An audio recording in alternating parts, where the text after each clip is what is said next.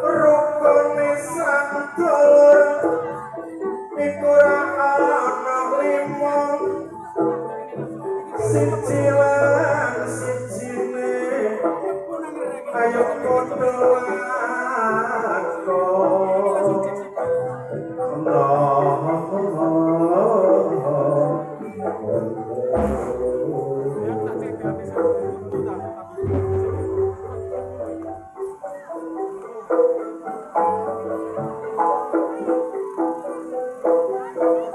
sing nomor siji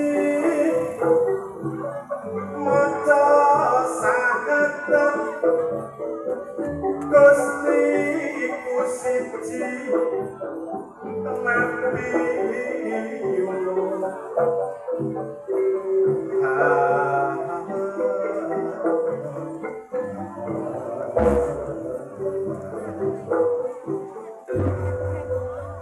sing nomor loro dulur ngakoni salat sing akeh pitulas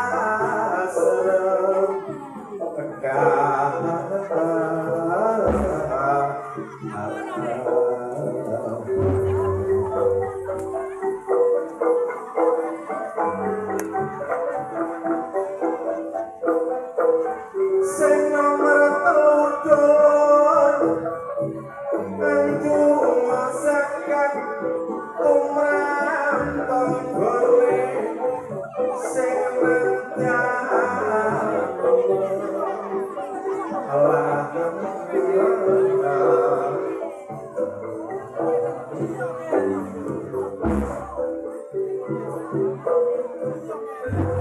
sing nomor papat ngakoni poso ning bulan Ramadan arah 30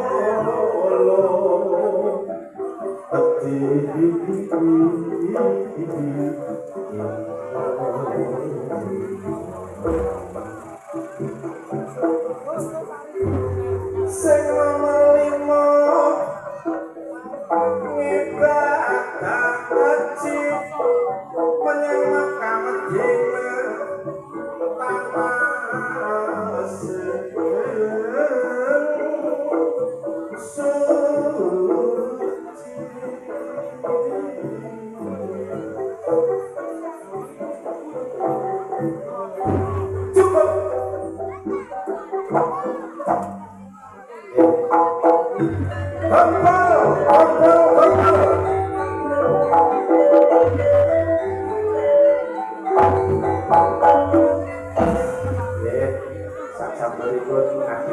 tanpa dokumentasi kalian di pos titik dan nomor boro-boro tender matur suwun tundanganipun nggih salajengipun Sampar Jayapong dawah katur meja angka setunggal Sampar Jayapong dawah katur panjenenganipun Bapak Sohibul Hajat dene lampahi sampur kagandhiki dene panjenenganipun Bapak Biyanto nggih Bapak Riyono kagandhiki Bapak Biyanto medal kolaturaken nggih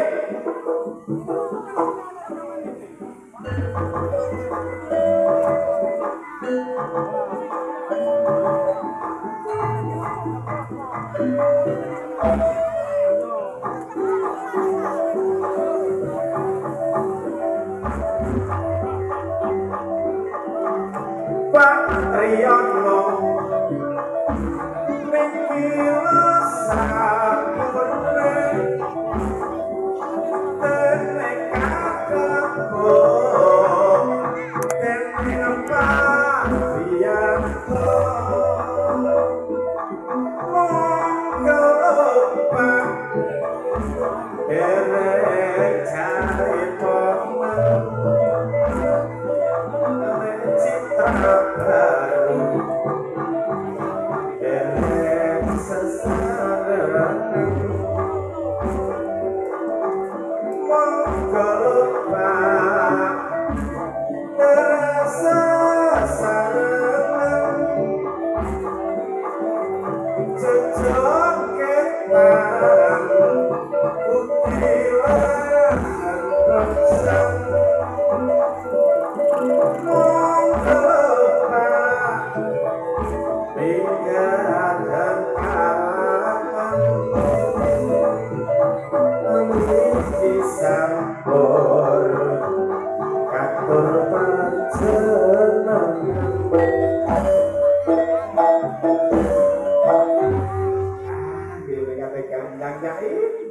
rugi aku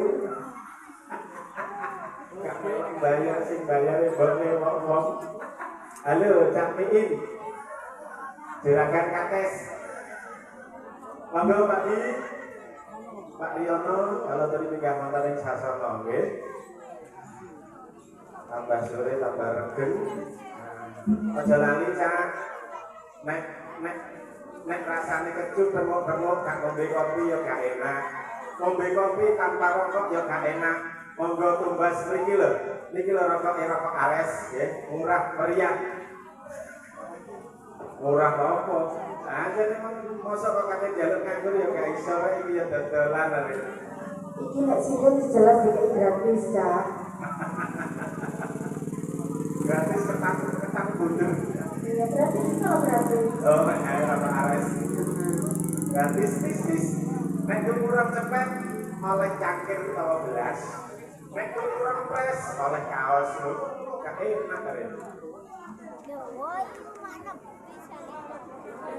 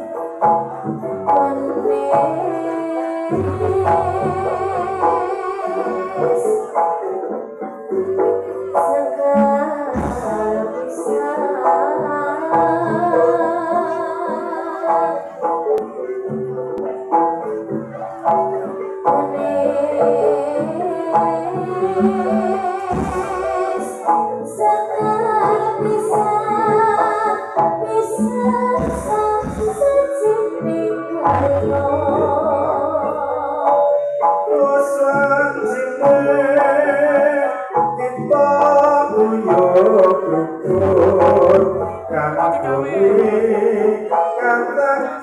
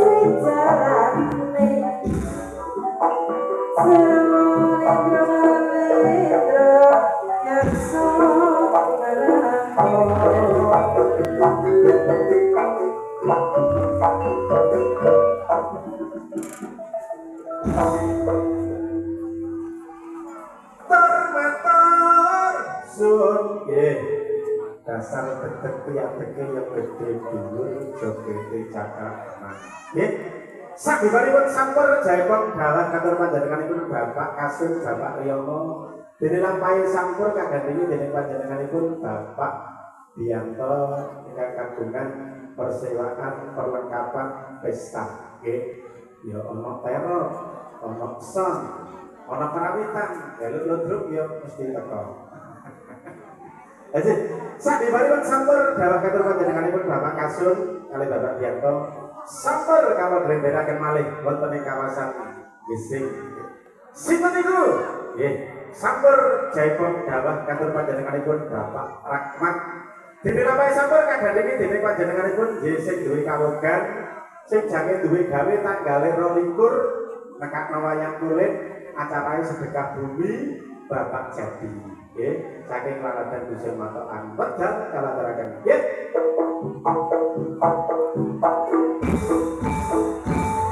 Bapak Jadi niki sampure Pak Rakeman betul ketinggalan kalau sampur jari momongan meja pencong jembanan lompat sasarangan toket barang citra baru mustika laras karawit tali senanti pipet cawar sito. Alhamdulillah Mas Yunus temong ini rada rujune padang. Kewinginane rada meruwel kakean buah. Monggo Paman Pak Jadi nggih, jange duwe gawe tanggale 22 dina ning Kliwon ya tayupan pisan nggih. Aja lali Cak nggih. Dulur-dulur warga dusun Gander Desa Mandura samudayanipun aja lali Cak. Engko ayo ndelok lodruk apa Cak? Lodruke Citra Baru sing dipimpin Cak Is Wahyudi Julianto. Kok gak kleru cocok iki. Ing saten punika sinengkuyung dening BJ Perkasa Audio ugi kalipun dening Budaya Official ana live streamingipun Cak Sabiin Citra Baru.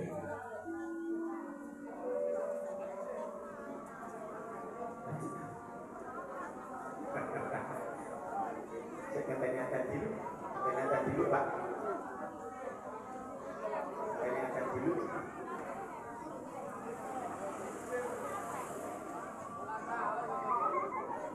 Kalau saya cek habis ya, kasih akan dulu.